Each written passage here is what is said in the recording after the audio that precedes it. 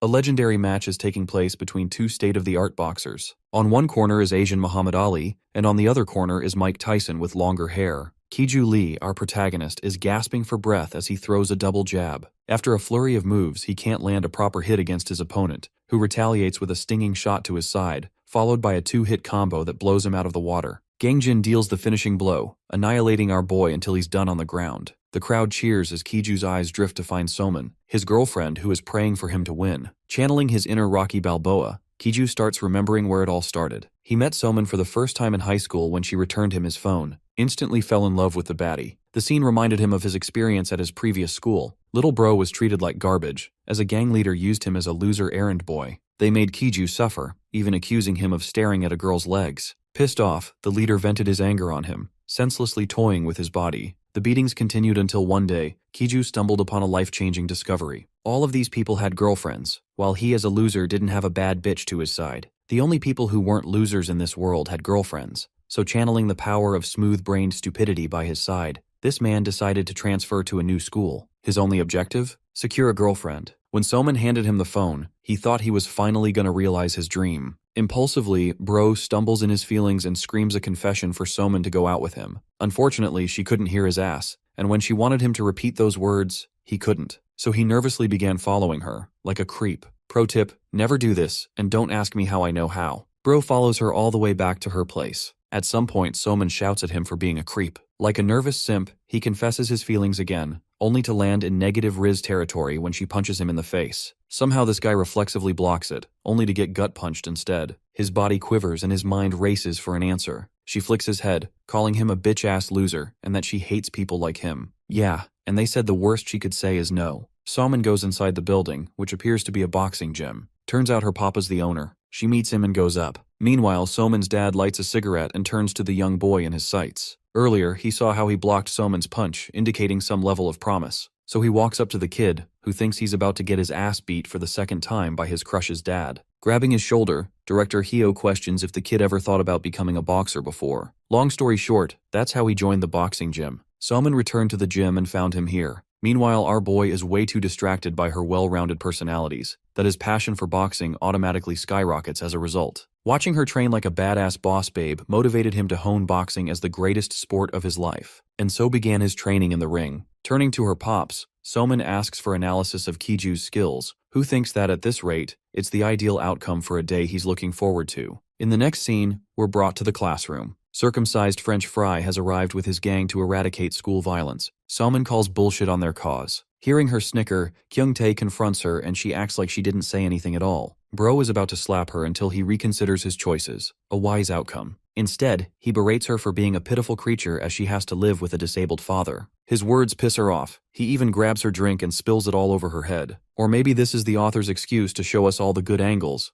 but you didn't hear me say that. Soman gets up, controlling herself, when suddenly our boy speaks up for her side. He confronts the bullies, questioning the act of violence. Mushroom Head steps up to Kiju in an effort to intimidate him. But this guy doesn't know fear, and though he doesn't want to fight in class, he can't stand Soman getting humiliated. Even she doesn't understand why this man is currently winking at her, acting like some kind of cringe hero to her cause. French Fry throws a punch at our boy. Kiju goes into stance, highlighting the weakness in his opponent's movements. First, he stops a warning jab right in his face, stunning the punk. Next, he twists his body and launches a proper fist to take him down. Pumpkin Hair Blonde over here thought he was a big shot, until our boy humbled him by stopping a punch right before his face. Kiju methodically follows through with a second jab, bashing his target. Except our boy's aim is worse than an iron player in Valorant. Not only did Bro miss, he also broke his fist. Overwhelmed by the pain, Kiju questions if he broke his fist. The baddie is not impressed at all. That's negative Riz because he acted all cool for nothing. Surprisingly, some of the other classmates start hyping up our boy, treating him like a killing machine for destroying a locker like that. Some of them even assumed Kyung-tae's skull exploded from the force of the impact. I guess fake it till you make it really works, because everyone in the class suddenly thinks our boy intentionally went easy on the blonde punk. In reality, dude is internally seething for missing his target. He'd only just begun his sandbag boxing training, and hasn't learned how to aim well as a boxing newbie. Kiju's fist is burning in agony, but Bro's out here keeping a nonchalant face in front of the punk just to impress the huzz. Kyung-tae is terrified of this man, and excuses himself by saying he's got to attend his grandpa's memorial ceremony. Bowl-cut blonde is exiting the class when one of his friends stops him. pointing out how stupid his excuse sounds because the memorial table isn't even set up yet. Kyungtae tells him to shut up. Deep down his balls are hanging in his throat out of fear. As for our boy, bro's still posing in the same stance, making his classmates wonder why he's still standing there. They think he's so strong that his punch is stuck in the locker. Meanwhile, Kiju is moments away from screaming at the top of his lungs.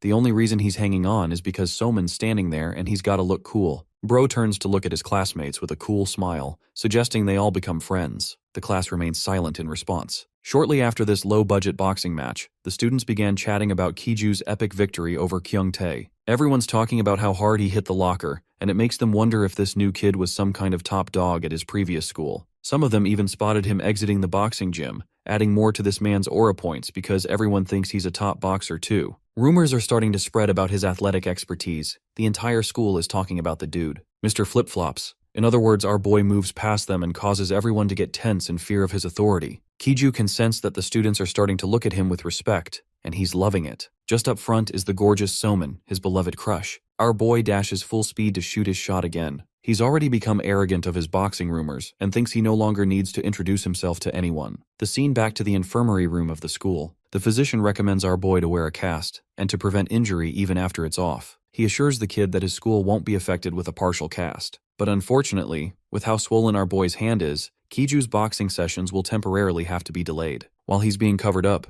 he wonders why he bothered punching the locker anyway. Reflecting back on it now, he realizes that his emotions got the better of him. His muscles became stiff, throwing off his balance in the flurry of emotions. His shoulder also became a weak point. The combination of these factors resulted in a terrible aim way off the mark. However, it also fills Kiju's heart with wonder. The aspiring boxer questions if this is how a true spar feels like. At the same time, he doesn't think he's ready to have a proper fight just yet. In the next scene, we're at Coach Miyagi's place. And yes, that's not his real name. The coach is pissed off that our boy is willing to take an entire month off training just because he got hurt, highlighting the importance of time. To the young and naive Kiju, he can't wrap his head around what his master means. The coach starts pulling his hair in frustration. The reality is, bro's got a ton of loans to pay, and he can't afford his gym either. Kiju is stunned to hear those words. Suddenly his master adopts a different tone, acting like it would be a waste of our boy's precious talent if he stopped now. He even says that Kiju's got an upcoming match to fight. But our boy sulks in defeat, saddened to lose his right hand. How else will he be able to beat his meat? Beat his opponents now. The old uncle knows he's losing the argument, when suddenly, Soman speaks up and steals their attention. She thinks the kid doesn't compare to Thomas Burns or someone even close. For example, he can't just manage a flicker jab out of the blow. The mention of Thomas Burns and the flicker jab both entice Kiju, while the coach snaps his fingers, as if an idea flashed his head. The old fart believes that it's exactly what they're supposed to do. He thinks this is a great opportunity for Kiju to reveal his sheer dominance by using only his left hand. Let's talk about Thomas Burns for a moment. This guy is a legendary figure in the boxing space, soloing 5 championship classes from welterweight to light heavy. Everyone knew his straight jab was a one-hit kill move, but his real trump card was a technique he learned from Sukuna's Heian era, the ultimate flicker jab. The coach suddenly thinks our boy is the second coming of Thomas Burns, and wholeheartedly believes that he can transform Kiju's left jab into a force to be reckoned with. Master Oogway is out here acting like our boy will have a body count just with his left jab. The idea of a flicker jab fascinates the kid, making him realize that there's more than one way to become stronger in the boxing world. Determined to give it a shot, Kiju declares that he'll do his best. From that day onwards, some real hardcore training began just to leverage the use of his left jab. Kiju smashed the sandbag, then whacked the trees, even started punching the waterfall like a madman. He even did things his coach didn't even ask him to do, such as staring down a pot of boiling hot water and plunging his hand. Shifu thinks bro has lost it at this point. In 20 years of him running the gym, he's met many trainees under his time. However, Kiju's the first one to have the worst talent among all of them. Yeah, bro's not winning anything. Well, the good thing is, he's a good source of cash for the old geezer, so he's fine with training him. The only thing commendable about the boy is his passion for the sport. After Kiju's training session, he checks his cast and throws it inside of his pockets, unwilling to expose his weaknesses to the world. Let's go over and check what's happening at his school. Kyungtae's lackeys are giving him shit for chickening out the other day against the new kid. Mushroom Hair Blonde is stunned by the audacity of his underling, who reminds his boss that his grandpa's still alive. Mushroom Head takes it to heart and grabs him by the collar, ready to pummel his face for speaking up like that. The fight's broken off by Fatty, who is just doing his job. The other guy keeps egging on Kyungtae for being a coward, causing the blonde punk to kick the can in anger. He walked away, steamed that his image got ruined because of the new kid. Fatty thinks that yesterday's mess was just a lucky fluke. Even the other kid thinks it was a genuine mistake on Kiju's behalf, because in reality, no one's actually ever seen the new guy actually fight. They're still bickering about it, hoping that Kyungtae won't hear any of this. Keep in mind he's literally standing like 2 feet away, so he in fact does hear everything and shouts at them for making fun of him. Kyungtae's friends wonder what kind of stunt he's gonna pull next. Pulling out a razor, he sets off on his mission to stab someone for real. Fatty turns to Wang Yu for his guidance, emphasizing that Kyungtae's gone crazy. It's really hard not to dive into stereotypes when Wang Yu's eyes are literally taped shut like that. Anyway, this cat-loving creepshow is the second-year top dog. Meanwhile, an enraged Kyungtae makes his way past the hall, smacking the door open in Kiju's class. Bro doesn't give a damn anymore, while Salman is exhausted on the punk's behalf. Our boy doesn't even care. He's out here listening to Kendrick Lamar just to piss off his haters. Kyungtae sets his sights on his target, wielding the blade while quivering in fear. This 2-brain cell having dumbass goes for the kill like a maniac, targeting someone with dozens of eyewitnesses around. Salman realizes what he's about to do, and so does the rest of the class. Kyungtae lunges forth to seize the glory and slash our boy, who is still listening to fire beats by the way. Fat Kid somehow becomes Usain Bolt and teleports out of nowhere, somehow grabbing him and stopping Kyungtae before he could do anything. This is probably the first side character that has actually done something relevant in a manhwa. Anyway, the blade is flung up in the air, and in the most hilarious fashion, it ends up landing right on our boy's right hand. Kiju's classmates are terrified while the punks realize just how screwed they are. But to our boy, he's unfazed. The blade is literally piercing his sleeve and yet no reaction except for confusion. The reason is simple. It's because the cast saved him. So he casually pulls it out, without even sustaining an injury. Watching him pull the blade out of his arm like that without any reaction stupefies his classmates. He didn't even spill a single blood, making them question this guy's physique. Kiju looms over with a haunting stature, intimidating Kyungtae and all the others. Slowly, he walks up to the culprit. Anything could happen now. Batty Soman knows that he could involve himself in a real crime scene, so she tries to stop him. Our boy goes for the kill and drives the blade right up in Kyungtae's face. It's about to be a headshot. Flinching like a D1 coward, the punk throws up his hands in defeat. But nothing happens. Kiju simply offers him his tool with a happy smile on his face, returning it like nothing even happened. Big Mac attack and French fry are baffling. His friend apologizes on Kyungtae's behalf just to slide out of the situation in one piece. And yes, the one piece is real. Kiju calmly tells them to be careful next time. Soman can finally rest. It's not like he cares about our boy or anything. She doesn't want to lose her papa's only source of income. The funniest part about all of this is that the punks interpret Kiju's expression as a warning sign, as if he were mocking and threatening them to get lost before he tears them a new one. After class, chattering of the students in the hallway continued. Our boy stares up at a poster for boxing, wondering if this is the fated event that the director told him about. The Regional Sports Championship. A smile carves across his face. Kiju can already envision himself as Asian Muhammad Ali, winning the world championship belt with people worshipping his name. Bro's genuinely acting like the other boxers are average compared to his talent, which rivals Thomas Burns. Kiju thinks that everyone in his school will revere him if he can win the regional title. To his surprise, a cat stops by him, startling our boy. The cute little thing is picked up and immediately demands pets. Kiju snuggles with her, sharing all the love. Like this video to show your love for the kitty. The cat's owner calls her name. It's the same slit-eyed freak show from before. Kiju realizes that the furball has an owner. Shockingly, the kitty snarls at him and leaps out of his hand, escaping to the stairs. I don't know about you guys, but I'm starting to think this punk can't be trusted with a pet. Wang Yu is fine with her reaction, knowing she'll come back soon. Will someone explain to me what a grown-ass man is in this high school? Wang Yu's got his sights on the same boxing poster, before giving our boy a mean gay-ass look and clasping his hands. Is bro about to propose? Because Kiju's freaking out with this man's disregard for personal space. Casually, Wang Yu moves past him without uttering even a single word. This PDF-looking fudge face is excited for the upcoming competition, while Kiju is starting to question if he's found himself an early fan. In the next scene, the coach roars at our boy for even thinking about entering a sports boxing championship. Our smooth brain main character is confident in his victory already, causing his coach to shiver in fear. Bro realizes that the kid's lost it and has become arrogant just because he trained for 3 months. It's clear that he's going to get demolished in the championship in his current state. And if Kiju quits, this man's loans will be the end of him. The power of loans compels Sensei Egghead to stop him from competing in the championship. In typical main character fashion, Kiju smirks in arrogance, reminding his beloved coach that he's got his trusty flicker jab from Thomas Burns. His cast will come off within a couple of weeks too, so he'll be fine. The coach adopts a different approach, hilariously telling our boy that he's meant for even more, that the championship doesn't even compare to his godlike talent. Talk about gaslighting Pro Max. Bro even compares the situation to Ronaldo playing in a youth soccer club. Our dense protagonist actually buys this explanation, finding it realistic. His coach emphasizes that a high schooler shouldn't dabble in low-tier elementary fights. At the same time, our boy's heart is racing for a fight, so he intends to humbly participate in the boxing event. Thunder roars down the old man's spine. The situation is getting out of control, and if he doesn't stop his student here, Kiju is going to get put to sleep in the first round. Unfortunately, there's nothing he can do to convince him anymore, so the next best thing is to let him have his fun. The coach installs a new structured training regimen to prepare him for the upcoming championships. Kiju is pumped and agrees with the director's thoughts. His first obstacle in training is 30,000 rope jumps. The rest of the training session is skipped, as we arrive directly 4 weeks into the future. 2 people step inside the gym looking for the director. Our boy asks them to state their purpose, and learns that they came from Cheolsung Boxing Club to look for Director Hayo. Kiju casually reveals that his master stepped out of business for a bit, which surprises the other guy. The other director actually came here for the purpose of participating in the upcoming championships. His student wants to spar with another member of a boxing club.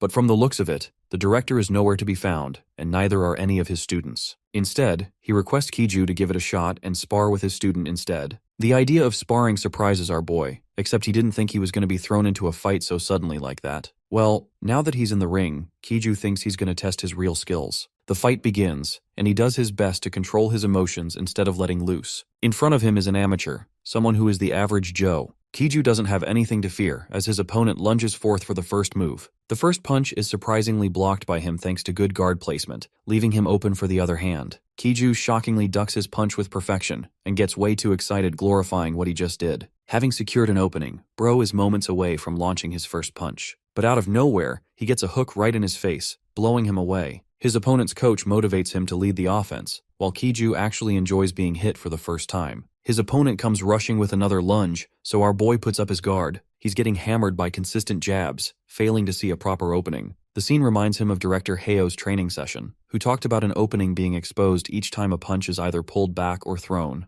Looking to exploit the gap, Kiju spots the opening and throws his first left jab, successfully smashing his opponent's face with a clean hit. Thinking that this fight's already over, our boy starts leading the assault with his flicker jab technique. His precise control over his flicker jab impresses the other director, while his opponent is brutally bashed into a corner. Kiju is about to throw his counter when his opponent uses the exact same moment to respond. Their punches cross each other. Our boy only suffers a graze, but his opponent gets fully knocked in the face, staggering him for a few seconds. Once again, Kiju landed a clean hit, reveling in his glory of being Thomas Burns's reincarnation. His confidence is getting to his head, and he's starting to really think that this fight is his for the taking. The scene takes us to Sensei My Head as a Runway, who is glad to have paid his payments all thanks to one student. It suddenly reminds him of the Cheolsung boxing gym, so he starts looking around for it. Deciding to drop by for coffee, the old geezer walks all the way up to the gym. Inside, he sees dozens of students actively sparring against each other. Bro is disappointed that he doesn't have the same bustling environment as them,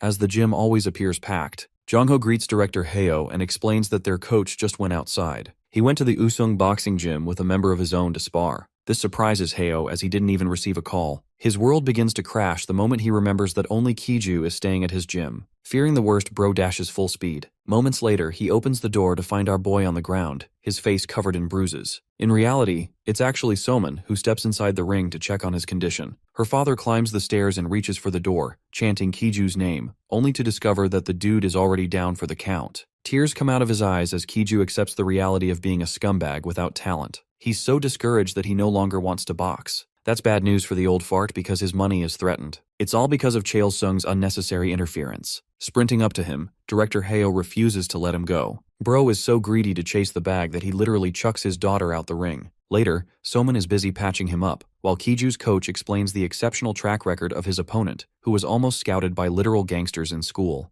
Kiju moans in pain, while Soman questions how someone managed to bruise his face like that, especially when they were already wearing headgear. Annoyingly, she emphasizes the importance of keeping one's guard up at all times. Her caring remark gives this guy a boner out of nowhere. Meanwhile, the coach is out here creating bullshit stories to make it seem like our boy lost to some big shot. Soman suddenly catches a look at his feet. This man wore basic beginner fake Nikes in a boxing match. It's unsurprising that he managed to slip and hurt his knee in the process. Capitalizing on that simple excuse, the coach grabs his foot, placing all of the blame on a single element, his shoes. It's blaming your gaming chair after losing a match. Except footwork matters a lot in boxing. Master Oogway thinks it's stupid for Kiju to wear running shoes for a match, when he should really be wearing boxing shoes. Our boy is at a loss for words, while Batty Summon highlights the importance of wearing appropriate shoes for each sport. Boxing shoes are critical for the game. Director Hayo addresses this as the root cause for his defeat, as his lower body gave him a clear disadvantage from the start. Soman wraps up her aid kit and recommends that he invest in proper boxing shoes if he really cares about his passion. In fact, she even volunteers to choose on his behalf. Again, Bro's thinking with his other head and takes it in a different direction.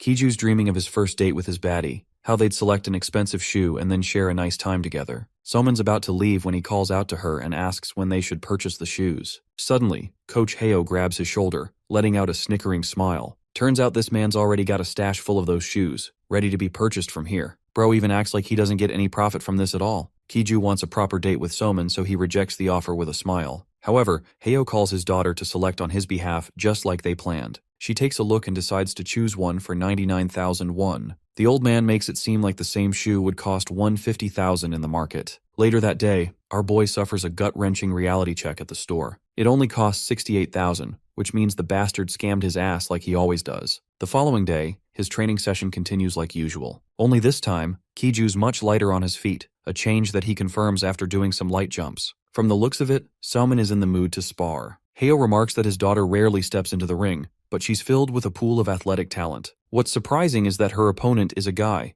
a hotshot who thinks he's some kind of gentleman for going light on girls. Kiju is feeling angry on Salman's behalf because this dude's shaming her. The fight goes off with both fighters exchanging a greet. Our boy is thrilled to watch his crush fight for the first time. Salman blocks the first punch and actually gets stomped by a jab right after. The other guy is going pretty hard by bashing her with heavy hits. Reeling back, he thrusts a hook to her sides. This guy literally starts raining down a flurry of punches, making it difficult for her to keep up. Even Kiju is starting to fear for her, questioning if the difference in physical strength is really that high. Coach Hayo urges him to watch with his eyes peeled open, as he's about to learn a critical technique. Intrigued, he watches up close on what kind of insane move she's about to pull. Salman's opponent leads the final blow to end the match. Her dad displays utmost resolve in Samin, as if she's about to cast a domain expansion on her opponent. The punch doesn't even connect as this chick uses instant transmission to teleport out. While he's processing his shock, a fist comes flying his way, bashing his side and launching him several feet into the air. Kiju is stupefied by what he's just witnessed, while his sensei looks over with pride.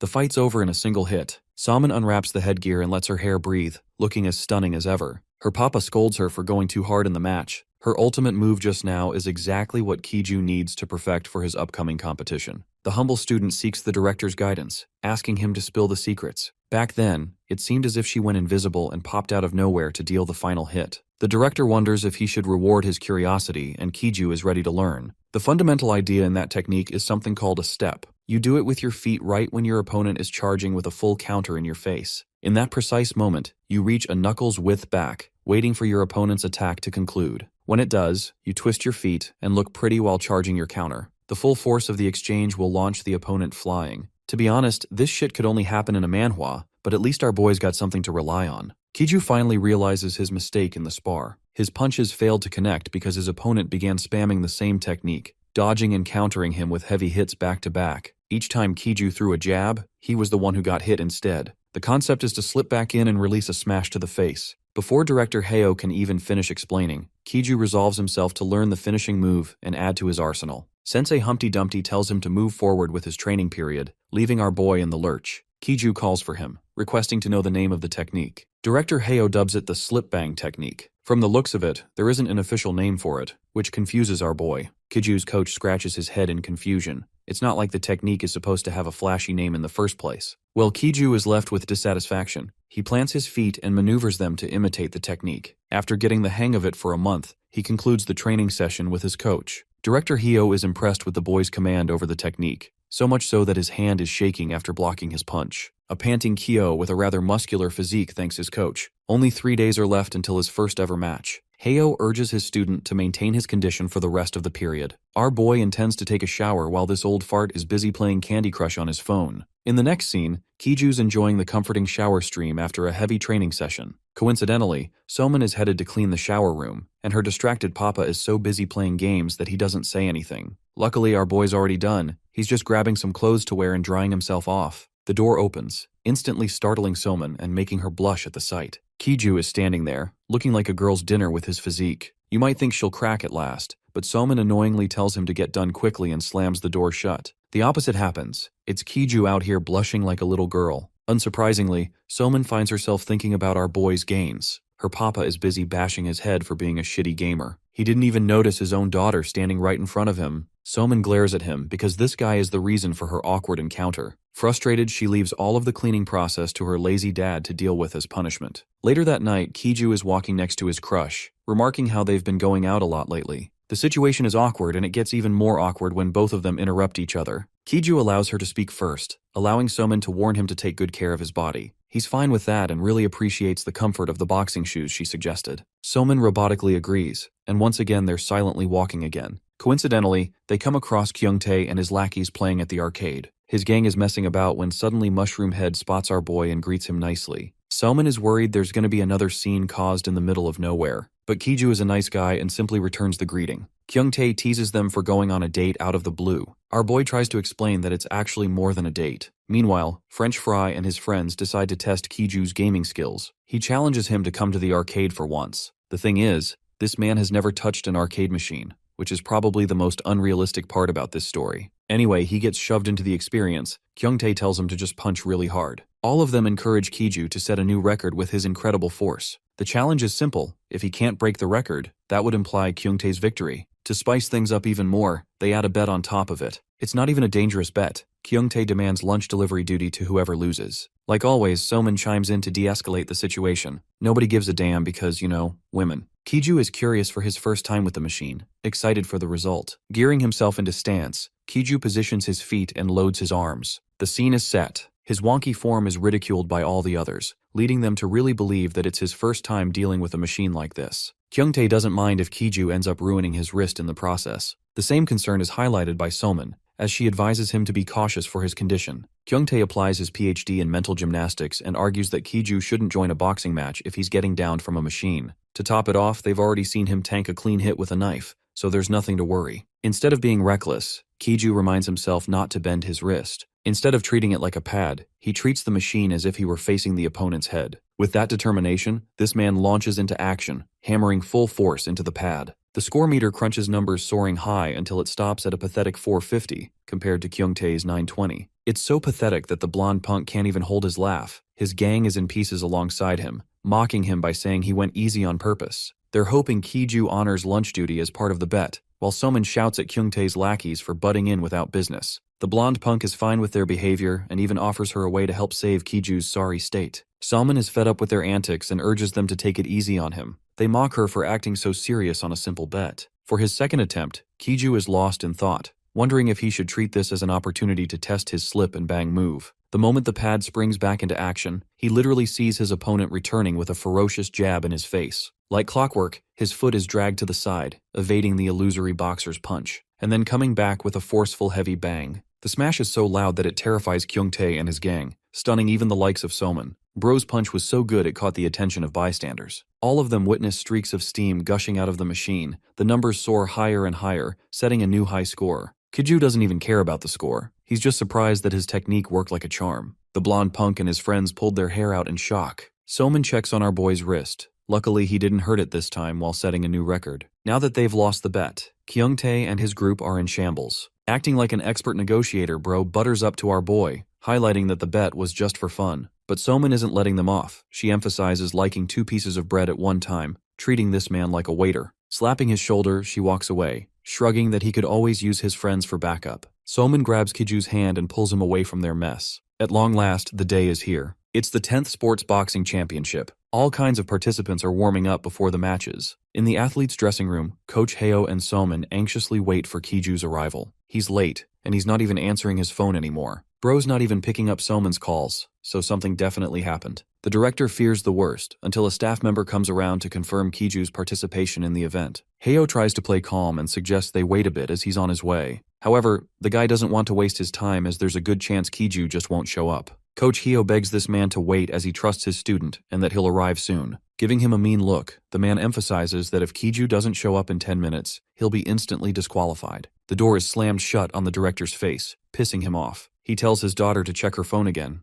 Soman worriedly wonders if something happened to him on the way. The reality is, Kiju is actually on his way, it's just that he's stuck in an immense amount of traffic. He even urges the driver to go faster, but at this point, he can't do anything with a heavy crowd. Knowing that he's gotta arrive by 3 p.m., The driver tells Kiju that they still have 3 kilometers left, so it's better for him to run. Our boy gets off without even paying the cab and blitzes away. He's going as fast as he can, cutting corners and pedaling his feet. The people witness his epic leap, as Kiju wholeheartedly believes he'll reach within time thanks to his physical endurance. The door opened, and Soman and Coach Hyo thought their boy had finally arrived, but it was just the increasingly pissed-off coordinator who was losing his patience quickly. They tried to assuage the hard-ass coordinator by reiterating that their fighter is right around the corner. Mr. Coordinator seriously considered for a moment. He's been working his ass off for this event. With so many fighters, it's not too big a deal to mark a tardy rookie as forfeited. The coach followed him out the door to make sure Kiju didn't get disqualified. At that moment, a haggard voice broke through the hall. Kiju miraculously arrived in the nick of time. He ran the rest of the way to the gymnasium, and he looked exhausted. Everybody turned their attention to the young man and saw his miserable state. You see,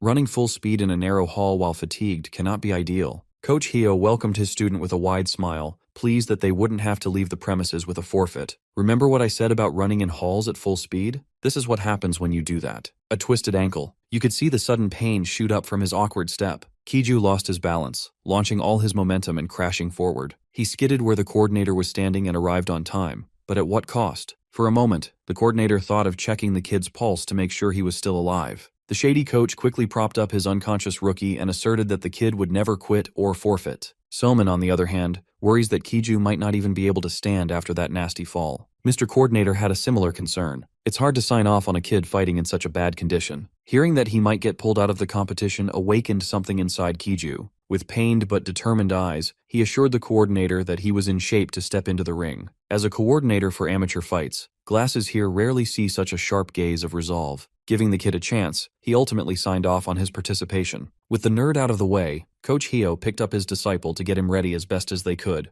They don't exactly have the luxury of time on their side. Before they could kid him out, Kiju's stomach turned. His 3-kilometer sprint blended his breakfast. Now it's threatening to come back out. The coach and his daughter struggled to find a bucket or at least a plastic bag. A few minutes later, after cleaning some puke and kidding out their boy, Kiju's first match in the 10th Sports Boxing Championship is about to get started. In the dugout, Coach Hyo simply reminded the kid to remember all the grueling training he had to muscle through just for today. Kiju worked harder than anyone else. If fate allows it, that hard work will show results. The coach might be shady, but his belief in this rookie is real. Today he's expecting to see a good fight. Unfortunately, the pep talk proved to be ineffective as Kiju was completely out of it. He looked like a walking corpse with a blank stare. Before he knew it, he was being called up to the ring for the fighter's entrance. The indoor gymnasium had more empty seats than spectators, but the atmosphere was intense. Those who attend amateur fights are absolute sickos fiending for blood. Before sending his boy out into the real world of boxing, the coach gave his boy one final bit of advice. Today's opponent is a classic infighter. Their battle plan should be a hit-and-run distance game. Kiju replied affirmatively, but he still looked lost. When he stepped into the ring, his whole body felt grimy. While Kiju's legs shake uncontrollably, the opponent in the red corner confidently stands before him. By Red Corner's estimate, the wobbling newbie in front of him should be done for with one good hit. Soman worried for Kiju. Anyone could see that his lower body is completely shot from that twisted ankle earlier. To make matters worse, the excessive sweating is draining his fluids. That full-distance sprint before the match really took a toll. With both corners ready, the referee called the fighters forward. The coaches, audiences, and officials watched with bated breath, excitement, and focus. Mr. Referee gave the fighters the classic pre-game rule dump in the middle of the ring. At this point, Coach Hyo was starting to wonder if pulling the kid out of contention was the right thing to do. But there's no room for doubt now. The bell has been struck, and the fight is officially underway. The referee shouted in unison with the bell, and the first round commenced. The crowd present for this rookie fight was spirited, to say the least. The stands were filled with degenerate gamblers hoping to cash out big time. The first round started slowly. Kiju remained in his starting position while the red corner watched. He could see that the kid's breathing hadn't calmed down.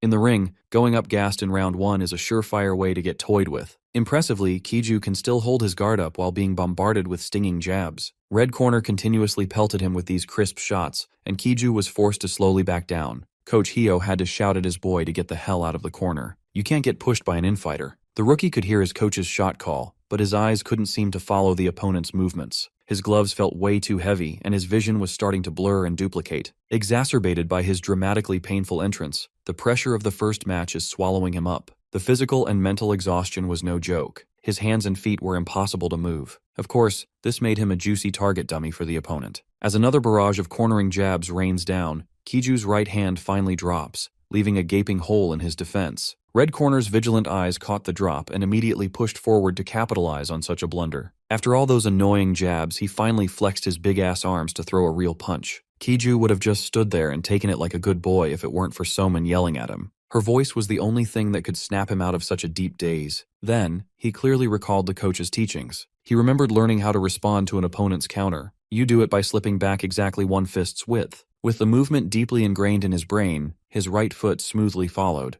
The moment the opponent's attack ends inches away from landing, an opportunity to turn the tables will present itself. This is the perfect time to throw Coach Heyo's patented slip bang. Kiju twisted his back foot with mastery. The force it generated carried throughout his body, empowering his fist. Coach Heyo's mouth hung open. The degenerate gamblers in the crowd stopped yapping about their parlays. Soman looked like she was watching a master at work. The first few moments certainly felt that way, but reality is often disappointing. The fact is, Kiju's fist missed the wide-open shot to the face by just a few centimeters. The potential for a glorious KO was squandered. Kiju was more confused than anyone in the gym. He thought he did everything right, but he ended up falling short. The part that messed him up was the back foot pivot. He was exactly one fist's width short. Red Corner quickly recovered from the shock of almost eating a solid blow. He ducked out of the way while loading up a response. Admittedly, the punch that almost laid him out was frightening, but this is boxing. You fight and you take every advantage you can get. With Kiju stuck in position, his noggin was wide open for a headshot. The opponent's full-force uppercut sent him literally flying. The crowd goes wild. There's nothing more hype than seeing an uppercut knockout.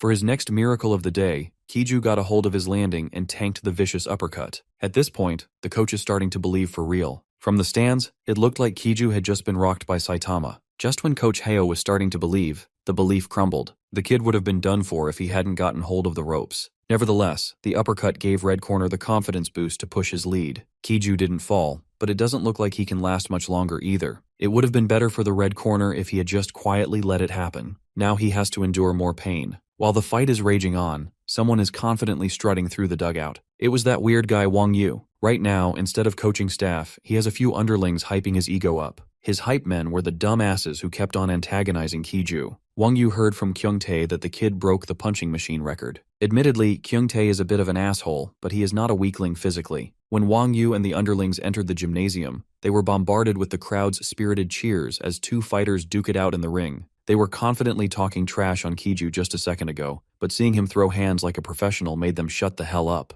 Kyungtae was the first one to voice his disbelief. He only had the guts to speak out when Kiju was being completely outmatched and pummeled. Frankly speaking, this really is a beatdown. The rookie's guard was barely receiving the increasingly intense rain of jabs. Once more, Coach Hyo yelled at his boy to stop stepping into the corner. It was too late. Red Corner has momentum, position, and gas. Kiju tried to plant his feet forward, only to slip on his own sweat that dripped on the canvas. The slip made him topple forward, forcefully clinching his opponent. Losing his momentum, Red Corner was visibly frustrated. The clinch was a bit too long, so the referee had to step in and break it. By the time they were separated, Kiju took a deep breath to regain his bearings. He looked rough on the outside and even rougher on the inside. Staring at the ref, his vision is doubling, and he can barely hear a word. The only phrase he could make out clearly was the signal to box. Just like before, he chose to turtle up with a solid guard while the opponent pushes the pace. Well, this turtle didn't last long. His arms were easily dropped, and a punch breached through for a clean hit. A nice left and right combo rocked his already shaky world. Red Corner chained one more uppercut to the combo. Kiju's chin was way too free to take. Soman turned to her dad and asked him to throw the towel. Their boy is finished. Instead of giving up, Coach Heyo actually wanted to play the fight out. He's holding on to the hope that the kid might be special. Kiju doesn't have the skill yet, but he has luck. You know, a drunk person gets hurt less than a sober person in a car accident. That's because their body doesn't tense up and go rigid when taking impact. As a result, they take the brunt of accidents much better. That's why you drink and drive. Just kidding. Don't actually do that.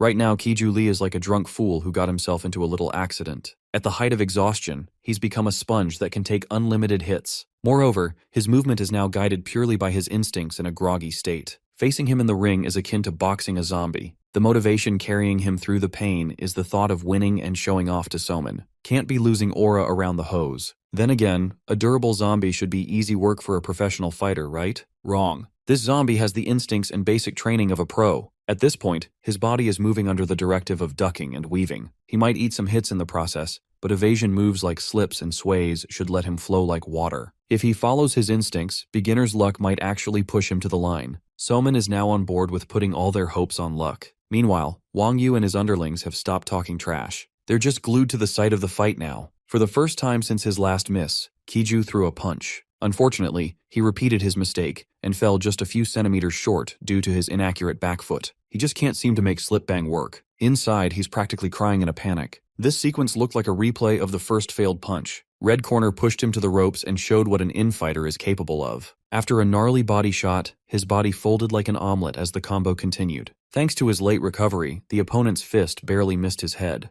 Kiju's body instinctively lunged forward, and his entire body weight hinged on his injured foot. He felt the snap as his legs finally gave out. This chain of events took place in less than a second. A bunch of things had to go wrong to get it right. For the first time in this entire bout, Kiju's gloves made contact with the opponent, and it was a mind-shattering blow. He might have been outclassed and outmatched from the start, but he has luck, God, and anime on his side. It was a little rough on the edges, but he finished the fight with Coach Hio's lethal slip bang. Wang Yu and his underlings were dumbstruck. They realized that they had been fucking with the wrong guy. The crowd's energy was electric. It's rare to see such a glorious fight on this level. Finally, the referee stepped in to announce the results. Soman watched with her mouth agape as the unconscious red corner man was declared knocked out. Kiju was still holding his stance as cheers erupted all over the indoor gymnasium. Coach Hio never would have thought that he could ever get a W again. Little by little, Kiju started to realize what had just happened. The move he's been honing worked. He raised his hands and the cheers ramped up. His first match gave him his first win. Kyungtae and his buddy were panicking.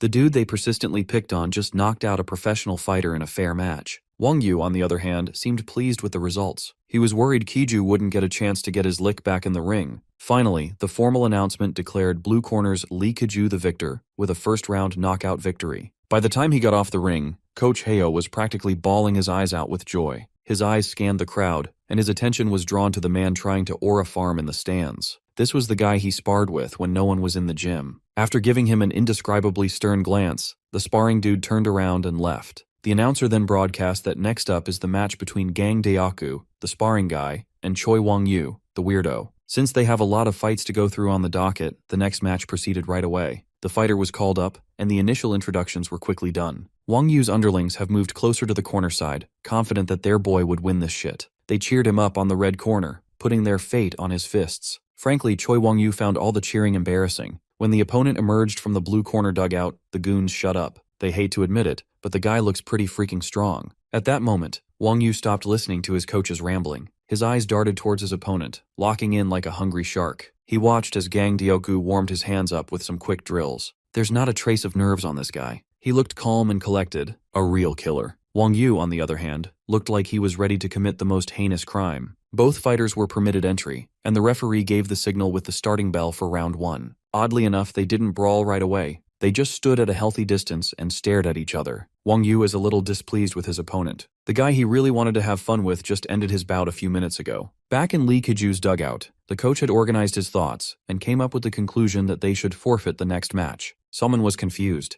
Her dad was the one pushing to keep Kiju on the ring earlier. Coach Hio admits that what they've accomplished here today is already pretty amazing. But as he is right now, Kiju is in no shape to get back out there. If he stops here, he can achieve glory without injuring himself further. He can be awarded a certificate signed by the Boxing Association's president. A forfeit can actually get them an automatic second-place finish. That's not bad at all. Salman was ashamed to find that her dad was just aiming for a piece of paper and a runner-up finish. Well, you can't blame the guy. Their gym hasn't received a single certificate, let alone a trophy or belt, in a year. Furthermore, they knew how big an aspect of luck played in the last match. Perhaps it would be better to pull out while ahead rather than leave trauma. Can good luck carry someone all the way to a championship? Recalling how the kid fought using pure instincts, Coach Hio caught a glimpse of a slumbering beast. He considered the possibility for a second, but dismissed it immediately. Before the coaching staff could come up with a decision, Kiju himself woke up and locked in. He asserted that no one is forfeiting. He wants to do the finals, regardless of what happens. With a smile, the coach tried a lighthearted approach to discourage the kid from pushing too hard for this first event. In response, Kiju suddenly stood up and walked away like a ghost. He wasted enough time trying to recover. Now he wants to watch the current match on the main stage. The first round just started not too long ago, so they should be able to catch it, right? Back in the main event hall, the electric crowd was uncharacteristically silent as they watched intently. Wang Yu's underlings were speechless as they heard the referee count to 10. The count slowly went up as everyone held their breaths. At that moment, Kiju arrived at the tail end of the count. In the ring, Gang Daeaku stood over his knocked-down opponent with a deadpan stare down. Finally, a full count of 10 was finished, and Wang Yu was unresponsive on the mat. The audience is eating well with all these knockout fights.